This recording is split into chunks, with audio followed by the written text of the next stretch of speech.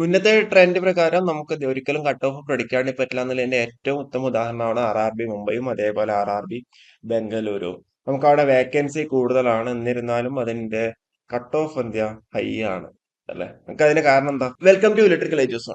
അപ്പോ നമ്മൾ RRB ALP CBT വേണ്ട എല്ലാ സോണിന്റെയും റിസൾട്ട് അവിടെ ഔട്ട് ആയിട്ടുണ്ട്. ഫസ്റ്റ് ഓഫ് ഓൾ എല്ലാവർക്കും എന്താ, ക്ലിയർ ചെയ്തവർക്ക് കൺഗ്രാറ്റ്സ്. അതേപോലെ ക്ലിയർ ആയില്ല എന്ന് വിചാരിച്ചെങ്കിൽ എന്താ പറയണ്ടേ, ടെൻഷൻ അടിക്കും അല്ലെങ്കിൽ മൂഡ് ഔട്ട് ആയിട്ട് നിൽക്കേണ്ട ഒരു ആവശ്യമില്ല. ഇനിയും എക്സാംസും കാര്യങ്ങളൊക്കെ വരാനുണ്ട്.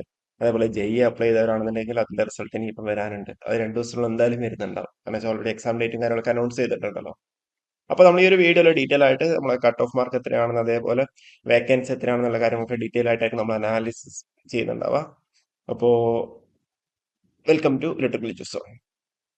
അപ്പൊ നമുക്ക് ഫസ്റ്റ് നമ്മുടെ ചെന്നൈ സോണിലേക്ക് വരുവാണെന്നുണ്ടെങ്കിൽ, ചെന്നൈ സോണിൽ നിങ്ങൾ നോക്കുകയാണെന്നുണ്ടെങ്കിൽ 49.5 മാർക്കാണ് അണ്ടർ 70 കേസിൽ കട്ട് ഓഫ് വന്നിട്ടുള്ളത്. SC ST അതേപോലെ OBC അതേപോലെ EWS കാൻഡിഡേറ്റ്സിൽ ഈ ഒരു രീതിയിലാണ് കട്ട് ഓഫ് വന്നിട്ടുള്ളത്. ഓക്കെ, അവിടെ നിങ്ങൾക്ക് അറിയുന്നുണ്ട് 493 വേക്കൻസിയാണ് അവിടെ റിപ്പോർട്ട് ചെയ്തിട്ടുള്ളത്. ആ ഒരു 493ന്റെ 15 ടൈംസ്, അതായത് 6315 പേരിന്റെ അവരവിടെ ഷോർട്ട് ലിസ്റ്റ് ചെയ്യപ്പെട്ടിട്ടുണ്ട്. അപ്പൊ ഇതിലുള്ള ഏറ്റവും എന്താ പറയുക, ഏറ്റവും അട്രാക്റ്റീവ് ആയിട്ടുള്ള ഒരു സംഭവം എന്താണെന്ന് വെച്ച് കഴിഞ്ഞാൽ നമുക്ക് ഇതിന്റെ കട്ട് ഓഫ് തന്നെയാണ്. ഇവിടെ 49.5 മാർക്കാണ് വന്നിട്ടുണ്ടെന്നുണ്ടെങ്കിൽ 493 വേക്കൻസിക്കാണ് 49.5 കട്ട് ഓഫ് വന്നിട്ടുള്ളത്. ഇനി നമുക്ക് മുംബൈയിൽ ബാംഗ്ലൂർ അവിടെ നിൽക്കട്ടെ. നമുക്ക് ഇതേപോലെ നമുക്ക് 493 വേക്കൻസി ഉള്ളടക്കം 49.5 കട്ട് ഓഫ് വന്ന സ്ഥലത്ത് 233 വേക്കൻസി ഉള്ളടക്കം ഇന്ത്യ 48.9 കട്ട് ഓഫ് വന്നുള്ളത്. അതായത് നമ്മൾ RRB തിരുവനന്തപുരം ഒക്കെ ജസ്റ്റ് ഒരു മാർക്കിന്റെ വ്യത്യാസം. അപ്പൊ ഇവിടെ നോക്കുക, SC ST അതേപോലെ OBC EWS കാൻഡിഡേറ്റ്സിന്റെ ഈ ഒരു രീതിയിലാണ് കട്ട് ഓഫ് വന്നുള്ളത്. 233 വേക്കൻസി ആയതുകൊണ്ട് തന്നെ ഇൻറ്റു 15 ടൈംസ് പറയുമ്പോൾ ഏകദേശം 2941 പേര് തന്നെയാണ് അവര് CBT2 എഴുതാൻ വേണ്ടിയിട്ട് ഷോർട്ട് ലിസ്റ്റ് ചെയ്യപ്പെട്ടിട്ടുണ്ട്. കറസ്പോണ്ടിങ് എക്സ് സർവീസ്മെന്റെ കേസിലും ഇതേപോലെയാണ് കട്ട് ഓഫ് അവിടെ വന്നിട്ടുള്ളത്. അൺറിസർവ്ഡും അതേപോലെ OBC. ഓക്കെ, അപ്പൊ ഇതില് നമ്മൾ ഒന്നും കൂടി ഒന്ന് ആഴത്തിൽ ഇരുത്തി ചിന്തിക്കേണ്ട ഒരു കാര്യം എന്താണെന്ന് വെച്ചാൽ RRB ബാംഗ്ലൂരും RRB മുംബൈയുടെയും കേസിലാണ്. ഇപ്പൊ മുംബൈയുടെ കേസിൽ പറയുകയാണെന്നുണ്ടെങ്കിൽ അവിടെ 1745 വേക്കൻസീസ് അവിടെ ഉണ്ട്. അത്യാവശ്യം നല്ലൊരു വേക്കൻസി ഉണ്ട് അല്ലെ. നിങ്ങൾക്കറിയാം, മുംബൈ, ബാംഗ്ലൂര്, സെക്കന്ദരാബാദ് ഇവിടെയാണ് അത്യാവശ്യം വേക്കൻസി കൂടുതലുള്ളത് കമ്പാരിറ്റീവ്ലി എന്താ പറയുക തിരുവനന്തപുരം, ചെന്നൈ ഒക്കെ നോക്കുമ്പോൾ. അപ്പൊ 1745 വേക്കൻസി ഉള്ളതുകൊണ്ട് തന്നെ ഇൻറ്റു 15 ടൈംസ് 25,000 ആൾക്കാർ അവിടെ ഷോർട്ട് ലിസ്റ്റ് ചെയ്യപ്പെട്ടിട്ടുണ്ട്. ആ 25,000 ആൾക്കാർ ഷോർട്ട് ലിസ്റ്റ് ചെയ്യപ്പെട്ടിട്ടുണ്ട്. അവിടെ വന്ന കട്ട് ഓഫ് നിങ്ങൾ നോക്ക്, 57 മാർക്കാണ് അവിടെ കട്ട് ഓഫ് ആയിട്ട് വന്നിട്ടുള്ളത്. മുന്നത്തെ ട്രെൻഡ് വെച്ച് നോക്കുമ്പോൾ ഇവിടെ എന്താ കട്ട് ഓഫ് 25,000 ആൾക്കാർ ഷോർട്ട് ലിസ്റ്റ് ചെയ്തിട്ട് അവിടെ കട്ട് ഓഫ് അവിടെ കൂടി. ഐ മീൻ കോമ്പറ്റീഷൻ എന്താ ഭയങ്കരമായിട്ട് ഇന്നത്തെ കാലത്ത് എന്താ കോമ്പറ്റീഷൻ കൂടിയിട്ടുണ്ട്. അപ്പൊ നമുക്ക് ഒരിക്കലും എന്താ അവിടെ കട്ട് ഓഫിനെ പറ്റി നമുക്ക് ഒരു പ്രഡിക്ഷനും നമുക്ക് അവിടെ നടത്താൻ വേണ്ടി പറ്റുന്നുണ്ടാവില്ല. കറസ്പോണ്ടിങ് SC ST അതുപോലെ ഈ OBC അതേപോലെ EWSന്റെ ഒക്കെ ഓൾമോസ്റ്റ് OBC അതേപോലെ SST ഒക്കെ ഏകദേശം ഓൾമോസ്റ്റ് സെയിം ആയിട്ട് തന്നെയാണ് വരുന്നുണ്ടാവുക. പക്ഷെ അണ്ടർ 70 കേസിൽ എന്താ നമുക്ക് അവിടെ കട്ട് ഓഫ് അവിടെ 57 മാർക്കിന്റെ അടുത്ത് അവിടെ വന്നു. 25,271 ആൾക്കാർ ഷോർട്ട് ചെയ്യപ്പെട്ടിട്ടും അവിടെ എന്താ കട്ട് ഓഫ് 57 വന്നു. ഇനിയിപ്പോ നിങ്ങൾ നേരെ ബാംഗ്ലൂർ നോക്ക്. ബാംഗ്ലൂർ ഇതേപോലെ 1576 പേരാണ് ഉള്ളത്, സോറി വേക്കൻസി ആണ് ഉള്ളത്. അപ്പൊ 22,491 പേരെന്താ അവര് ഷോർട്ട് ലിസ്റ്റ് ചെയ്യപ്പെട്ടു. അവിടെ വന്ന് കട്ട് ഓഫ് 58ആണ്. ഇവിടെ 57 ആണെന്നുണ്ടെങ്കിൽ ഇവിടെ എന്താ വേക്കൻസി കുറച്ച് കുറവാണല്ലേ. അപ്പൊ എന്നിട്ട് എന്താ അവിടെ 58 മാർക്ക് അവിടെ കട്ട് ഓഫ് ആയിട്ട് വന്നു. ബാക്കി ഇവിടെ SCയുടെ കേസിൽ കട്ട് ഓഫ് കൂടിയിട്ടുണ്ട്. ST OBC കേസിലും കട്ട് ഓഫ് കൂടിയിട്ടുണ്ട്. EWS.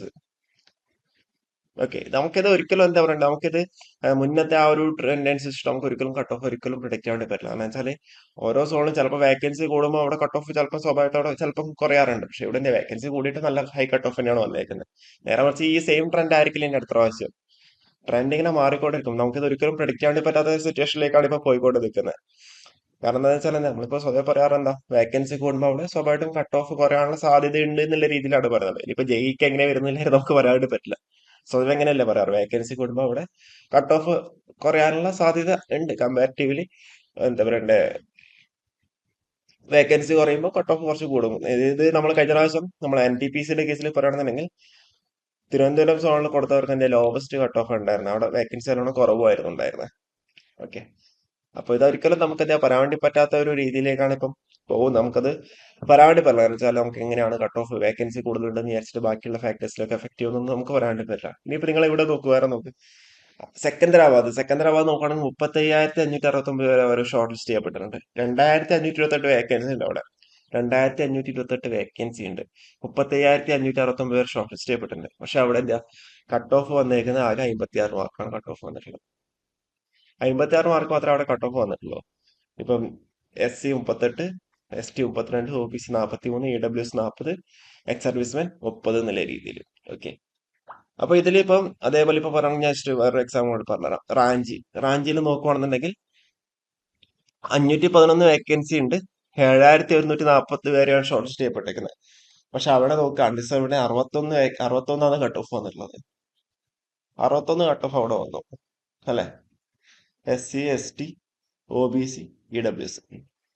ഇതാ ഞാൻ പറഞ്ഞേക്കുന്നത്. കാരണം വെച്ചാല് ഇവിടെ എന്താ കട്ട് ഓഫ് വീണ്ടും കൂടി വേക്കൻസീസ്. അപ്പോൾ ഓരോ സോണ് നമ്മൾ കൺസിഡർ ചെയ്യുമ്പോഴും ഓരോ സോണിന്റെ എന്താ പ്രത്യേകത, അല്ലെങ്കിൽ ഓരോ സോണിന്റെയും ഓവറോൾ നോക്കുമ്പോൾ എന്താ അവിടെ വേറെ എന്തെങ്കിലും പ്രത്യേകത ഉണ്ടാവാം. അപ്പൊ എനിക്ക് തോന്നുന്നു ചിലപ്പോൾ ചെന്നൈയിലേക്കാകുമ്പോൾ സൗത്തിൽ എല്ലാവരും എന്താ ചെന്നൈയിൽ അവിടെ കൊടുത്തിട്ടുണ്ടാവും. നേരെ തിരുവനന്തപുരം സോൺ RRB ആണെന്നുണ്ടെങ്കിലോ അവിടെ തിരുവനന്തപുരം RRBയിൽ തമിഴ്നാടിന്നോ അല്ലെങ്കിൽ കർണാടകത്തിൽ നിന്നോ ഒന്നും ആൾക്കാർ വരുന്നുണ്ടാവില്ല. നേരെ കുറച്ച് കേരളത്തിലുള്ളവർ എന്ത് ചെയ്തു, ചെന്നൈയിൽ പോയി, ബാംഗ്ലൂരിൽ പോയി. അവിടെ അങ്ങനെ പല ഫാക്ടേഴ്സും ഉണ്ടാവാം. അതേപോലെ റാഞ്ചിയുടെ കേസിൽ ഇപ്പം മേ ബി അതേപോലെ എന്തെങ്കിലും ആവാം. അതായത് നിയർ ബൈ സ്റ്റേറ്റ്സ് വരുന്നുണ്ടാവാം. ഓക്കെ. അപ്പോ നമുക്കത് പറയാൻ വേണ്ടി പറ്റില്ല. എങ്ങനെയാണ് ഓരോ RRBക്കും ഓരോരോ പെക്യുലാരിറ്റീസ് ആണ് ഉണ്ടാവുക. അപ്പോ ഇത് നമുക്കൊരിക്കലും എന്താ പറയണ്ട പ്രൊഡിക്റ്റ് ചെയ്യാൻ വേണ്ടി പറ്റുന്ന ഒരു സംഭവത്തിലേക്കല്ല ഇപ്പോൾ ഉള്ളത്. അപ്പോൾ ജസ്റ്റ് ഒരു അനാലിസിസ് പർപ്പസിലേക്ക് വന്നത് മാത്രമേ ഉള്ളൂ. ഇനിയിപ്പോ ഇതിപ്പം 2025 ഇപ്പൊ നോട്ടിഫിക്കേഷൻ വരുമ്പോൾ അന്നേരം എന്താ അവർക്ക് വീണ്ടും ഇത് റെഫർ ചെയ്യാൻ വേണ്ടി പറ്റുന്നുണ്ടാവും.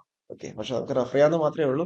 നമുക്ക് ഒരിക്കലും നമുക്കത് ഒരു ഡീറ്റെയിൽഡിലേക്ക് നമുക്ക് നോക്കി കഴിഞ്ഞാൽ നമുക്ക് എന്താ നമ്മൾ ഉദ്ദേശിക്കുന്ന രീതിയിൽ നമുക്ക് ഉദ്ദേശിക്കാൻ വേണ്ടി പറ്റുമെന്ന് തന്നെ നമുക്കത് പറയാൻ വേണ്ടി പറ്റില്ല. കാരണം വെച്ചാൽ പല ഫാക്ടേഴ്സും ഇപ്പോൾ ഉണ്ട്. ഇപ്പം ഭയങ്കര കോമ്പറ്റീഷനും ആണല്ലോ പൊതുവെ ഓവറോൾ ആയിട്ട് നോക്കുമ്പോൾ.